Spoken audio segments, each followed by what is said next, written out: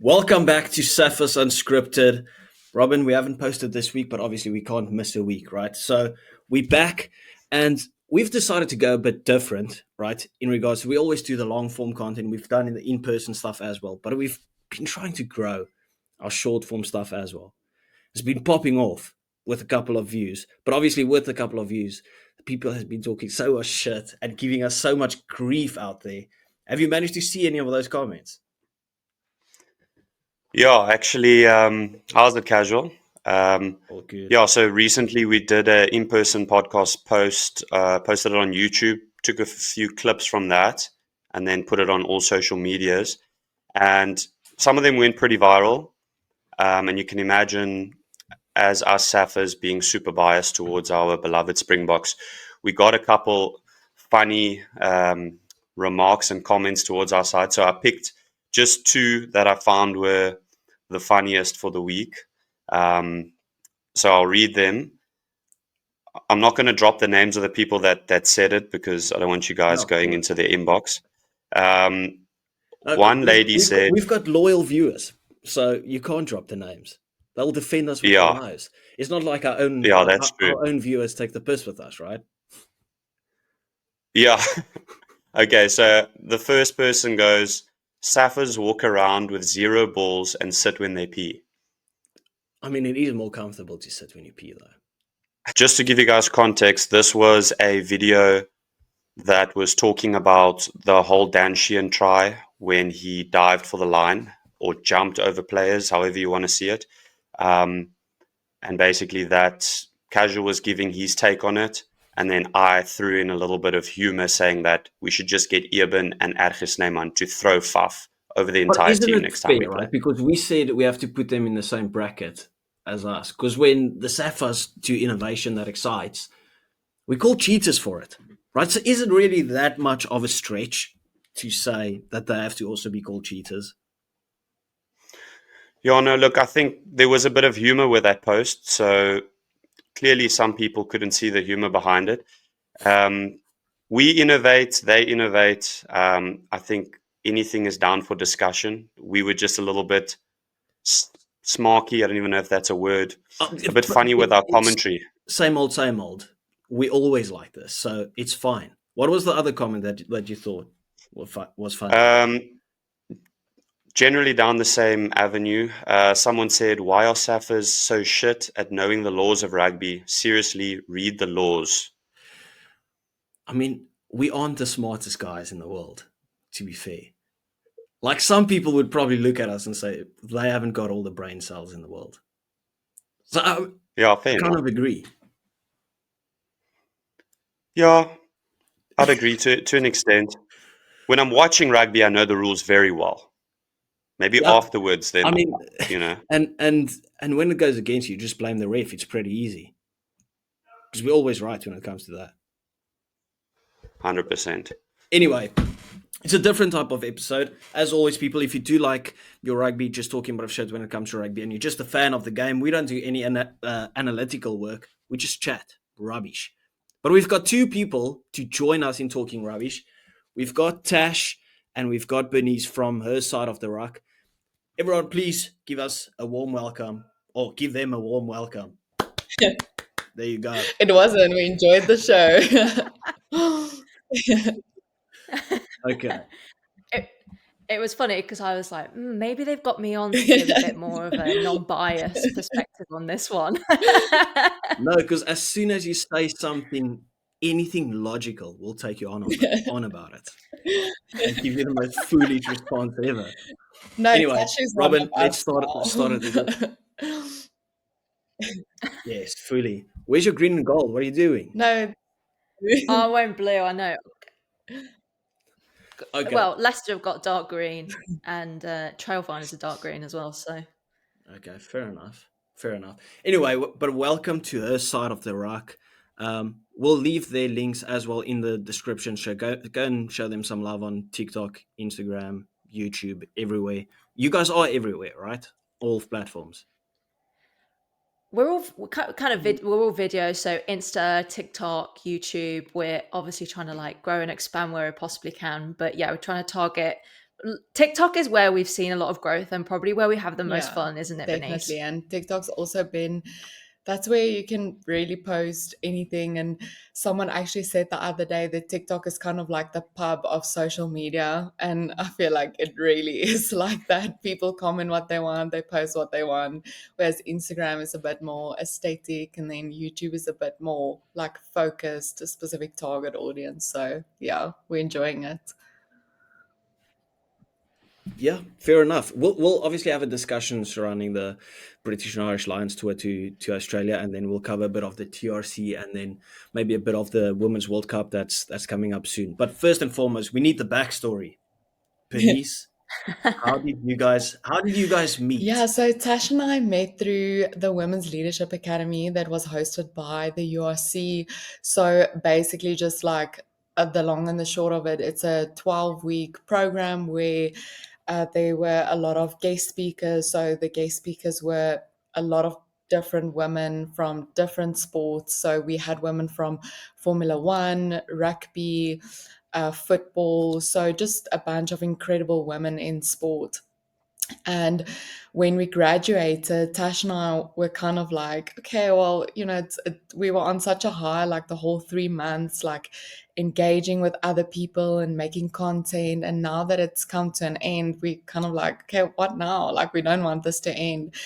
And we spoke a little. And I think throughout the program, like I saw a lot of Tasha's work, and obviously we engaged a lot. So she was someone I really wanted to work with, but I never really knew how we would make it work because Tash is from the UK, I'm in South Africa. So, and then she suggested the podcast, and I was like, yeah, that is so good. And she obviously had the skills for that. So, yeah, I didn't even think twice. Like everything happened so quickly. So, as soon as she made the suggestion, we jumped right on the planning. And yeah, and then just like a great friendship also emerged from that. So we're really hoping to meet each other in person one day, and there are plans on the cards for that. So hopefully, Would you go Yeah, up, or would you come down? we haven't figured the timings out yet, have we? Because I guess I work full time in English rugby. So when the good time to come to SA for the good weather, even though I feel like your winters are really quite nice. 'Cause when Bernice is messaging me and she's at work and she's got this tall polo neck and she's in a blazer and she's like, I'm so cold. I'm like, how cold is it? She's like, 18, 19 degrees. I'm like, what? I'm walking around people who are in like 19, 20-degree weather wearing shorts and a t-shirt. When I used to live in Scotland, when it was like 10 degrees, there would be someone out on the street in shorts and a t-shirt. So I feel like I suppose you guys are acclimatized to bigger extremes in terms of heat than we are in the UK. Like our definition of a heat wave is like 24 degrees. 25 degrees, but that's because our infrastructure is just not built for it. So I obviously want to come to SA at some point, and it's like trying to find the right time to combine it with some rugby, and also the Springboks aren't playing England, and I live fairly close to Twickenham now, so it's like, oh, that would have been the perfect time for Bernice to come over. But there'll be some plans on the cards. But yeah, but the podcast has kind of bloomed into this amazing friendship, and I guess neither of us played rugby. We both came to the game as a way of, I suppose, spending time with family and friends, as a way of doing stuff. I mean, my home club is Leicester Tigers. I'll do a shout out for one of your Springboks, Hamro Liebenberg. He's a fantastic player. Obviously got it. And Hondre, I'm very sad that Hondre left the club but he's gone back to the Bulls now. So that was the club that I grew up with and is still the club that I hugely support. And then I guess I've made a career through working in sport, and I worked at Glasgow Warriors when they won the URC, and that was amazing. And I came to the Leadership Academy because a colleague had done it and highly recommended it to me. And then it's kind of like fate happened. Me and Bernice met, and yeah, I guess when we thought about it, I kind of just said it on a whim and thought, oh yeah, I don't want this journey to be over either. And then yeah, it's bloomed into this, and I feel like we're both idea banks, and we just like talking about rugby, and we thought there was also a gap for a Safa and a Brit to combine together. Yeah, well, I'm pretty sure that you'll be hesitant to come down to South Africa, just purely on the fact the next thing that you know, you've resigned your job and now you love the place and now you just live here. That's what happens to Like, absolutely everyone, especially in Cape Town. Robin will tell you, Cape Town is the best place in the world. I visited him once in Melkbos Strand. That's also in Cape Town. I was like, I'm going to move there, and I already love Cape Town. But now just there's so many places. It's the most diverse place in the world. It's well, I live sensational. in Pretoria and I love Cape Town. So Yeah, we I don't think speak so about does Pretoria. everyone from It's not part Pretoria. of South Africa. no. Pretoria, outside of Cape Town, not part of South Africa. We Well, don't claim technically, it. I'm not part of Pretoria because I do support the Sharks. So Wow. Speaking of South African teams, Tash, if you were to support a South African team, who would it be? think carefully now. Oh, I This is don't know. going to I set feel the like tone for the rest of the podcast because if it's not Yeah. the Stormers, myself and Casual are just going to end it. Yeah, you're one button away No, from being removed from the Tash, you need to stage. think very carefully now. i- if we're going off colored jerseys, the Stormers, because Yes. I love royal blue. Blue is one of my favorite colors.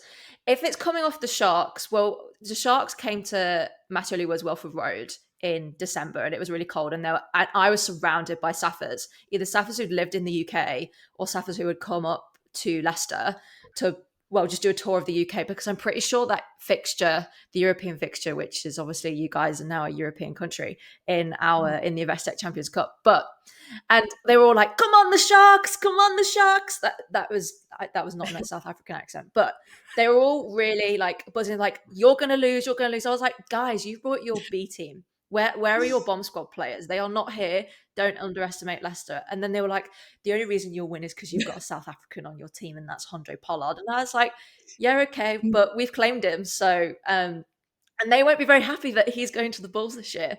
But I was sat there quietly waiting, and then I kind of burst out and scream. I sit quietly and then burst out. I'm very passionate when you get me in the stands, and Leicester beat them quite comfortably. The Sharks did not play. I'm Oh my sure Benice's goodness. shaking her head. She's Well, Bernice, how It- does it work that you live in Pretoria but No, so support the there's a Sharks? backstory, and I always get that question.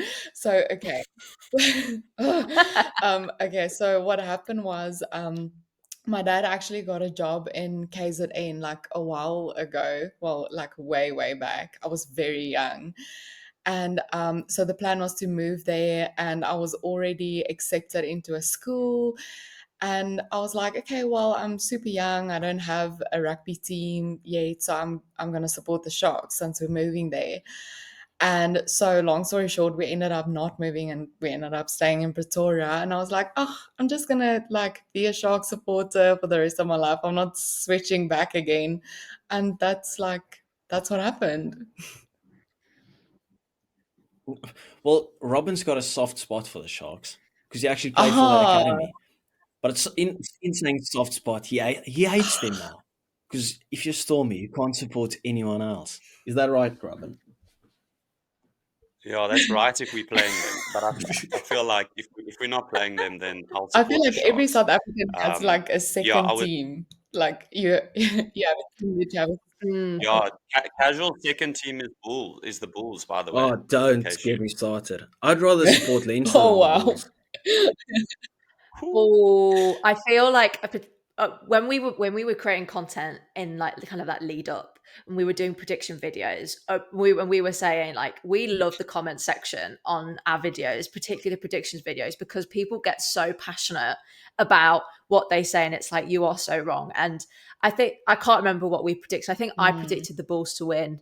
I can't remember what you said, Yeah, I think the Benice. Do you same remember? because like how good they were like the whole season. Yeah, exactly. And then they just kind of fell off a cliff in that final. Like, I mean, I was at the Prem final but watched the replay of it, and I was like, well, Leinster kind of bulldozed them, so good for them. But the Bulls didn't. Well, they weren't the team that they normally are, and it's just like that's a bit of a final that's like, oh. And you interviewed a guy at Loftus, didn't you, who said he booked Yeah, his tickets for Dublin, and I was like, poor guy. not Yeah. value for money at all. We No. should probably talk about some of the rugby, because obviously we had this mediocre tournament between the British and Irish Lions versus the Wallabies, right? That's second string, same level as NPC Curry Cup type thing. Tash, who would you think was the most happier? Who was the happier of the two teams coming out of that tour? Because obviously we had the Lions that won the series, right? But there was so much expectations on them to cook the Wallabies team that has been struggling over the past while. Even though, in my opinion, I feel like everyone's been underrating the Wallabies and their growth that they've had. But just kind of the momentum shift after literally in the first game, that second half, where the Wallabies, Yeah. they were just cooking, right? They just couldn't get over the line, obviously. Do you think the Wallabies takes that more as a learning curve with that momentum going into the TRC as the happier one of the two teams, or are you just like, well, Lions won it, they'll be happier? That's a tough one. I think it, like you're talking about happiness, obviously, but the Wallabies didn't win the tour. So I'd be happier if I've got the trophy and I'm taking home the trophy. But I think the Wallabies should be really proud of themselves because I guess they couldn't really put together a full performance in both test 1 and test 2, and they did that in test 3. And I mean, the weather was horrific. I don't want to sound like your archetypal Brit where I'm talking about the weather, but I think every rugby commentator and pundit or people who like rugby have talked about the weather in Sydney because it was just like a monsoon. It was so horrific. But the Wallabies adapted better to that game. Like, you can't change the weather, but you can change the style of play. And I just don't think, I don't know. The Lions are really proud of themselves, should be really proud of themselves, and I'm proud of them. And I think this tour has been great for them. So ultimately, I feel like they are happier because they're going home with the trophy. And even the players that didn't get a lot of game time, they've had a lot of press. And in terms of their brand visibility and marketability, they're going to get more financial acumen from coming out of that tour, whether it's at club or whether it's at country. But I think the Wallabies will still be happy. They'll probably feel a bit miffed still, maybe from the Melbourne game. But I think if you switched the Sydney game at the second test and the game at the MCG on the third, we'd be talking about different reactions. But that just wasn't the order. Yeah, fair enough. What were your thoughts as a I've Sapphire? got an interesting question for Bernice, the other Sapphire. Obviously, you a diehard Springbok supporter, I can imagine. And I saw this thread online. I can't remember where exactly, but there was someone that said in this current British and Irish Lions squad, he cannot think of one person that would make an all-time World 15. But if you look at a Springbok team, this current Springbok team, he can think about 3 or 4. And I want to, obviously, that's his opinion. I want to know from you, how do you think like the Springboks would have done against this British and Irish Lions team? Yeah, I think we've obviously seen the Matt Williams comment of the 2021 tour. So I don't know. I think it's very difficult because on what Tash has said, I think the British and Irish Lions will obviously be walking away feeling very happy and proud about what they've done because ultimately they won the series. And I think the Wallabies will be walking away thinking they will be walking away with a lot of what ifs, because especially the second test in Melbourne, what if um, they had won that game? I think we would also be looking at a completely different taste in the third taste. But yeah, I think where the Springboks are at now, we have a lot of squad depth.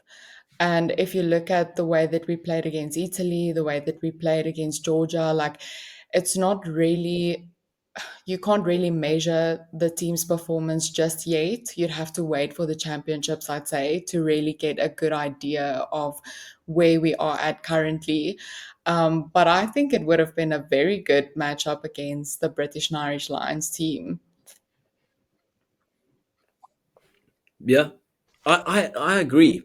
Robin, did you hear Matt Williams' comments where he was like, 2021 was an absolute disgrace. It has to be the worst Lions tour ever. Do you agree with that one? I mean, it's like I agree and I disagree. The reason I agree is because obviously you didn't get that fan experience. It was an empty stadium. But where I disagree is like, whenever you play the Springboks, there's always going to be something, whether it's controversy, refs, Rassie being a water boy, or whatever. I think in terms of the cards we were dealt, we sort of did the best we could with what we had. I mean, we had Rassie as the water boy. We had him come out, and complain about the refs, and that just brought a little bit of, how can I say, you know, funniness to the side of rugby and a little bit of excitement in a game that's obviously, not many spectators other than a couple subs. So I think we did the best that we could, but saying it's boring, we did play sort of a brand of kicking rugby, constant box kicks. I think Faf's foot must have been swollen after each game. So I can understand where he comes from in that perspective. But I mean, the cards that we were dealt, I think we did reasonably Yeah, but well. And Robin, maybe, the point is, right? What did he expect from that? We didn't play international rugby for about a year and a half before that. Right? I made a Yeah. video yesterday. Our guys came back after a Christmas pudding. Mhm. Like it was crazy. There was before and after. It looked like everyone went on a gym spree. There was transformation photos taken of the guys. Like holy shit, right? And then you think about the worst tour, it's still being talked about today, which kind of makes it the best tour. It's the most memorable one because you're thinking about in COVID, what's the one thing that South Africa is renowned for? Passion, brandy, and fighting, right? Argy bargy in the game. Love it. Good for the game. Talking about the ref. All of us work. We all have performance reviews. There you go. There's his performance review by the boss himself, Rassie. Right? So it's part of the game. It is what it is. I love Matt Williams, by the way. He's an international treasure. Keep him online as long as you possibly can. Like, I'm not for people giving him death threats, but holy shit, take the piss with him. I love it. It is sensational work. Get him on off the ball every single week. It is glorious.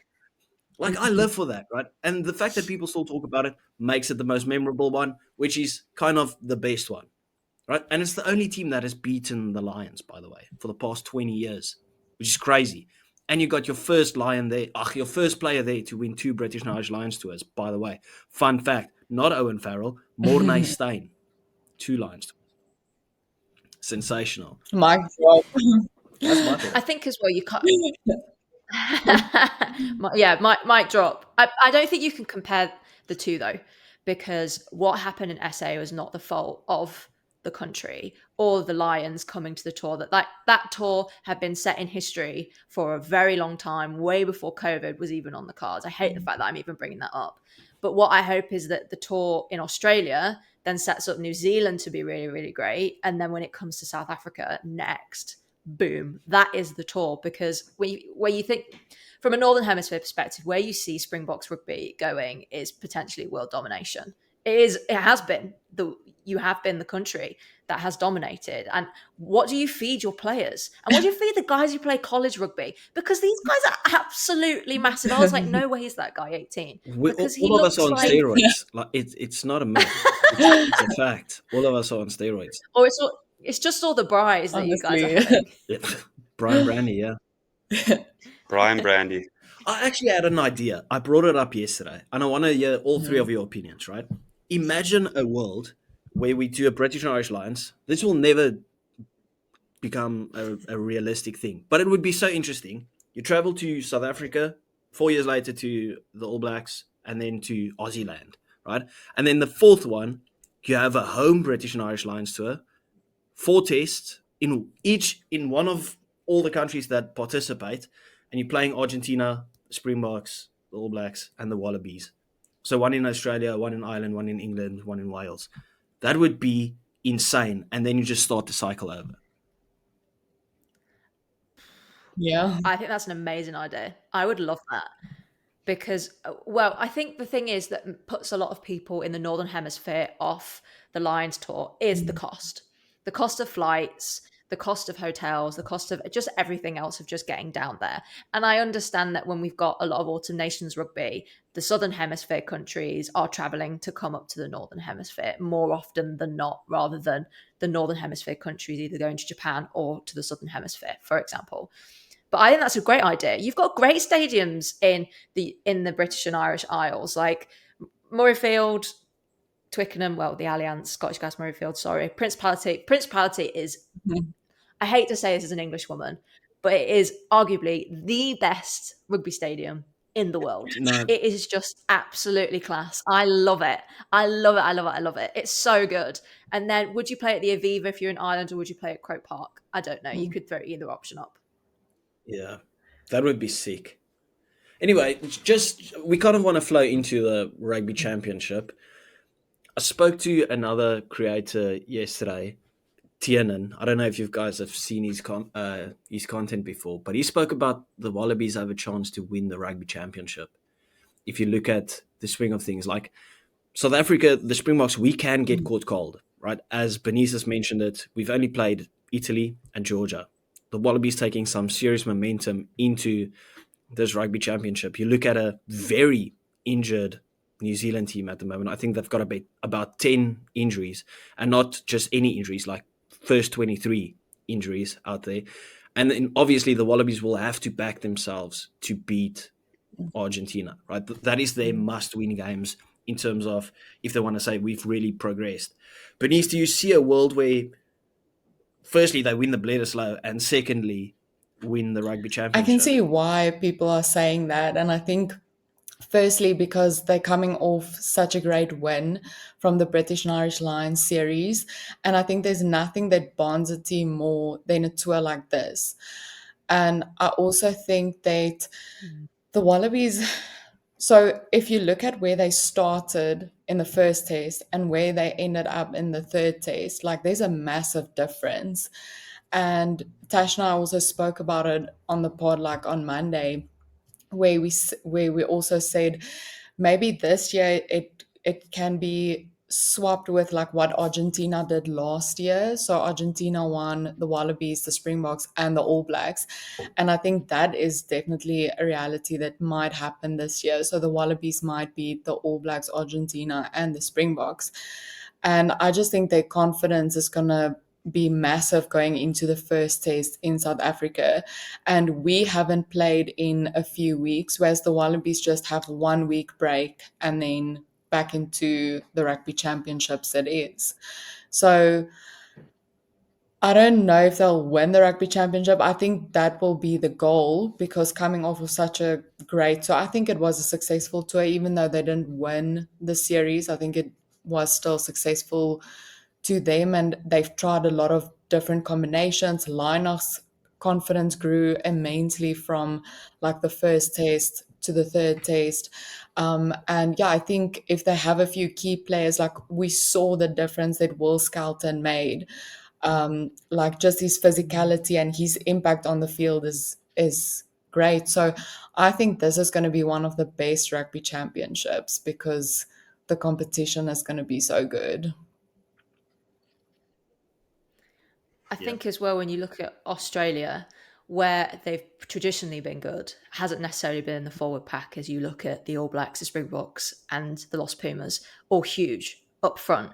But actually, there have been not necessarily, I don't want to say cracks in the Springboks, but as you've mentioned, Robin, All Blacks very injured. Like that is going to dismantle part of their team or the plans to what teams they'll put out for the Rugby Championship. England did the double on Argentina on home soil. They will have, I guess, a plaster over a wound that they'll want to prove a point in the Rugby Championship. But we've got Skelton, Tupu, McWright has been so good as well for Australia. Like, I think Australia's pack has massively improved, and now that they've recently changed the rules, haven't they, for representation? So Australian players who play abroad can now play. So you've got like Skelton who plays in the top 14. He's a massive guy playing against massive guys. And if you've got that experience, then when you come against some of the other Southern Hemisphere teams who have traditionally got really great packs and are really great in the scrum and set pieces, then I think Australia could potentially front up. They could do it. I don't think they will. Pretty interesting. Obviously, both tests are here in South Africa. Is the first one the Cape Town one? Yeah. Yep. So I think that's going to set the tone for what happens. And what I mean by that is obviously Australia coming with a little bit of confidence. Obviously not happy that they lost the series, but they definitely have been improving. If we look at how the Springboks dominated them last year, and then how they performed now against the British and Irish Lions, it does look like a team reformed and on the up. So I think that first test in Cape Town is going to be such a vital one, not only for them and the rest of their rugby championship, but also for the Springboks, because we've got something that we need to do this year, and it's go to Eden Park. And that's on like everyone's watch list. That is probably going to be the biggest game, this year, in my opinion. So Tash, as an outsider looking in, who wins that game? Can I say it's an even Draw. score? Robin, keep your clicker close to the remove from stage tab, please. Oh, no. Just for in case, Not there. she has the wrong answer. We want a straight answer. Okay, Who's winning that game, Tash? Well, I feel like, given the show that I'm on and my friendship with Bernice, I would have to rep the green and gold on this occasion. But if ever it comes to England playing, then I'll always back the Rose. But on this occasion, I'll back the Springboks. Yeah. Fair enough. Well, Robin, to be honest, right? Would you rather win the Eden Park Test or win the Rugby Championship?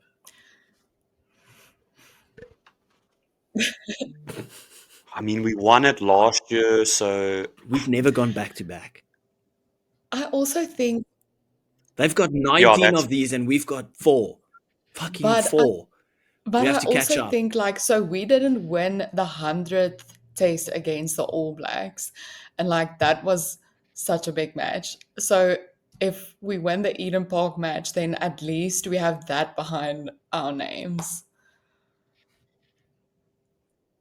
We deserve yeah, to break that I record. think I Let's do agree. both. I agree Yeah. with Bernice. Like, this Eden Park game is coming around. This is like once in a blue moon chance to just be like even if we lose all the games to Australia, Argentina, but we just win that one, I think we're still fine. No, Got a lot of content to talk no, about. Stop.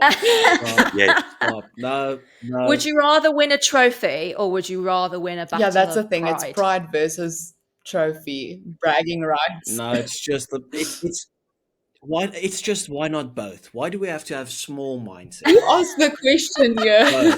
Yeah, we having Irish mentality now, Oh my casual, because like goodness. every time I see in the comments, it's like we'll say 4 World Cups, they'll say you've beat us once in 8 years. So I'm reframing. I would take winning the Rugby Championship over Eden Park, but Eden Park would be great. Both, all of Yes. the above. Eden Park would be the add-on, but if there was ever a country that deserved it, it's us. Tash, what do you think? Surely.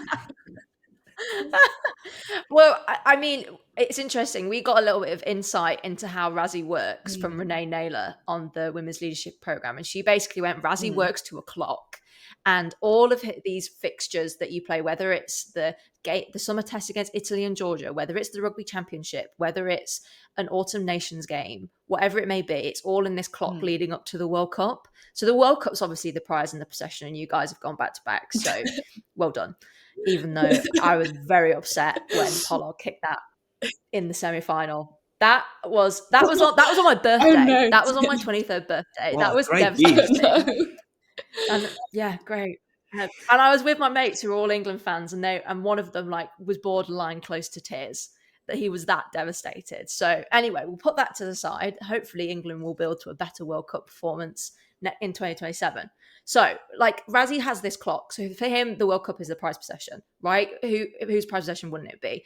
But if you haven't gone and done something before, you want to do it, don't you? If you've not done the Eden Park, and just to show to the Kiwis and the All Blacks, like, watch out for us because we're coming again and we're going to do it again. If we can do it on your turf, just wait till 2027 and we'll show you all up again. So I think it's a mixture of pride, ego, but also if you win at Eden Park, that sets a very good tone for where your squad can be leading up to 2027. But wouldn't it be seen the same as this Lions tour, which is like an asterisk victory?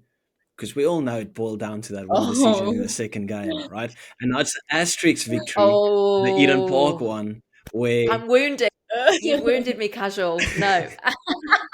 By the way, we spoke about this before. I was just kidding. It's not an asterisk victory because that game should have never boiled down to the final call. I was just taking the piss a bit. But if we beat the All Blacks at Eden Park, I want to beat the strongest All Blacks there, not one with 10 injuries. Yeah, because Yeah. But I'll still take the one with 10 injuries, and then we just got to beat them again, right? Because, like, look at it this way. So if yeah. we don't win Eden Park, but we win, like, the Rugby Championships, like, it softens the blow. Does it? We still Yeah. haven't gone back to back. That's And what now I'm we go back to asking. back. Like, so, you know? No, silverware comes first. Yeah, I agree with you because like the talk has mainly been around the Eden game, not even the Yeah. Rugby Championship as much. Like most of the content that I see from, All Black pundits, they will say like, this is the game and that sort of thing. But Tash, I found it quite interesting what you said, that you sort of got the inside scoop of how Rassie thinks. Myself and Casual also get the inside scoop of how Rassie thinks because he always watches our podcast and That's does the opposite of what we say. fact. He's like, okay, I'm gonna There's a couple of Get crazy Rassie, things if you that- watch this, comment below. No, he wouldn't. he runs on an alias. I'm not even joking. Yeah, there's a couple of things that we've said, right? Where he could have only done that if he's watched what we've said before. He's like, I'm gonna take this and I'm gonna Maybe completely he does. do not that. No. Haven't you? Yeah, heard? he's done We know our sometimes a lot of the times the opposite, No, Casual. You that's can't lie. awful. Robin, don't shoot yourself like that. That's not true. We know our stuff. Can we gonna have get an some clips. example? Like, what happened? Wasn't there one in Okay, so where the do I start? No, but it was with the squad selection, wasn't it in the second Italian game or something like that? Where we just like It was making Salman Murat captain when we said he should be dropped. There was a few things. No, but we called who was it? Jan-Hendrik Wessels to be playing hooker for this game, which is wild because we've got 4 hookers there or Yeah. 3 hookers there, and we decided, okay, we're going to play a prop at hooker. We're going to predict that, and it happened, right? Surely, Yeah, I think we hit and miss. yeah. We try not to remember the misses. Would you guys have done the move from the college rugby? Did you predict that as well? Well, interesting. A long time ago? My yeah. school, I You went to can't the take school. credit for that. I went to the school where that was invented. So that was at Paul Roos, and they did it under 19 C team or something. No, but Robin, So- you sent me that video. I think it was a while back. a while back and said imagine, and I was like, surely not, and it happened. Yeah, but we didn't actually speak about it on the pod, but we Yeah. definitely spoke about it on WhatsApp. Rassie's got one of those built-in stuff in Google, so you can hear the conversation even though you're not actually filming. This is prime hacker. Rassie's So an IT actually, guy. what you're saying is Rassie shouldn't take credit. Yeah, you should give us the credit. Not at all. Anyway, do we wrap it up? No, we can't wrap it up yet. Women's World Cup coming up. Tash, unfortunately, we don't know as much about the women's rugby as you do. Inform us, who are the teams to watch, who are the players to watch, and who are we backing to win the World Cup this year? Red Roses ranked world number 1, and it's on English soil. I'm obviously going to back the Red Roses. They have got a fantastic, well-oiled machine team. I mean, they played Spain at Matthew Wood's Welford Road on the 2nd of August, and it was 97-7. So they were scoring tries all round. In the Women's Six Nations, France pushed them to the edge, and I think France have the potential to take any team really, really far.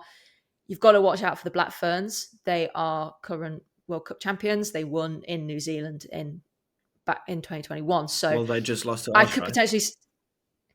Well, they did. So you also got South Africa. I feel like there's so many different countries that you could list that have had an injection of cash into their women's programs. USA, I mean, with the profile of Alona Moss, she's a sevens player really more than she is a 15s player, but then she came to Bristol Bears women, and then she's gone back to the States, and I guess a rising tide lifts all boats, and she's just kind of lifted the profile of women's rugby.